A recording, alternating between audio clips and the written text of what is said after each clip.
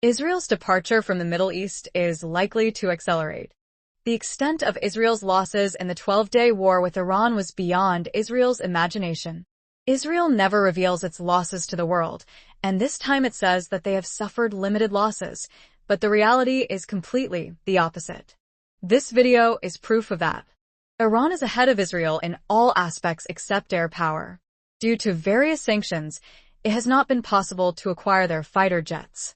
Only a handful of countries in the world produce fighter jets, most of which are from the opposition camp of Iran. If it wanted, only Russia could have helped Iran with fighter jets, but Russia did not agree in the past due to Israeli lobbying. China did not reach the level it is today in building fighter jets. Why only Russia? No country wanted Muslims to be strong in air defense. Some of the scheming and treacherous countries in the Middle East received some sophisticated warplanes from the United States under special conditions, which have never been of use to Muslims and will never be. It can be said that these are just showpieces. Everything that Iran has achieved is due to its own efforts. There are and may be differences in beliefs between the Shia and Sunni communities, but despite this, Iranians do not think of themselves as anything other than Muslims. In good times and bad, they have always been and are with Palestine. They have had to make many sacrifices for Palestine. Iran has not received even a tenth of the aid from the outside world that the United States helps Israel. However, the Russian war in Ukraine has changed all the calculations. Iran, Russia, and China have extended a helping hand to each other for their own interests.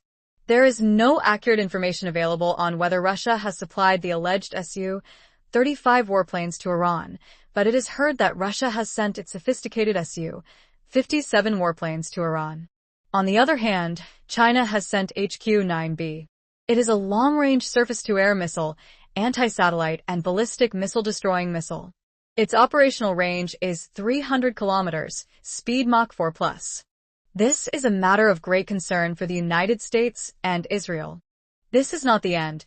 As soon as China is said to supply Iran with 40 of its 4th to 5th generation J-10C and J-16 fighter jets, there has been a regular uproar in the Israeli camp. The United States has already started a race to prevent the supply of this multi-role fighter jet to Iran. Although Iran was far ahead of Israel in terms of missile capabilities, it was lagging behind in air defense. This time China has filled that gap at the right time and in the right way. After strengthening its own defense system, Iran will now get the opportunity to look at its resistance fighters. Even though the Iran-Israel ceasefire has been in effect, the war has not stopped. The resistance fighters have continued their campaign, and this campaign will continue until Israel ceases to exist. Israel is trying its best to drag the entire Middle East into war, but it has not been able to do so yet, but it is trying. To achieve its own interests, it can attack other Muslim countries and try to blame Iran, especially at any time it can attack Saudi Arabia. Some Muslim countries are providing Israel with all possible assistance. Jordan is one of them. Although Iran knows all these traitors, it is currently showing discretion by remaining silent about them because Iran does not want to face the third or fourth enemy at this time. If Israel can be expelled, those traitorous rulers will have to go into exile because the Houthis, Hamas, and Hezbollah in Lebanon will not easily forget their past.